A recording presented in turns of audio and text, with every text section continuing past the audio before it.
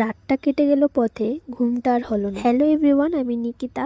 আমার জীবনে ছোট ছোট মুহূর্তগুলো শেয়ার করি। ভালো লাগলে পাশে থেকেও একটু ভালোবাসা দিও। ভোর 5টায় পৌঁছে গেলাম গুয়াহাটি, কিন্তু সেখানে গিয়ে একটা জিনিস দেখে অবাক হয়ে গেলাম। এত সকালে এত মানুষ, এত গাড়ি ঘোড়া দেখে অবাক হয়ে গেলাম।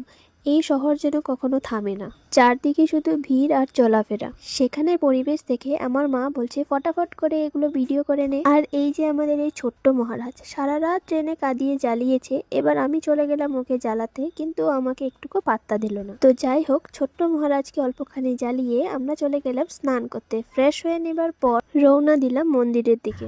আর হ্যাঁ, আরেকটা কথা বলতে তো ভুলে গেলাম, আমরা রুম খুঁজতে খুঁজতে প্রায় হাল ছেড়েই দিয়েছিলাম, কোথাও খালি জায়গা পাইনি। প্রথমে শেষে একটা ছোট্ট রুম পেলাম, কিন্তু একটা মজার বিষয় হলো যে আমরা স্টেশন থেকে যতখানি হেঁটে এসেছি পুরোটাই হোটেল ছিল, কিন্তু একটা রুম খালি ছিল না। খুবই কষ্টে একটা ছোট্ট রুম পাওয়া গেল। তো আমাদের হোটেল থেকে বাস ধরে আমরা প্রায় মন্দিরের সামনে এসে পড়েছি। বাকিটা পরের ভিডিওতে থাকবে, সাথে থেকো।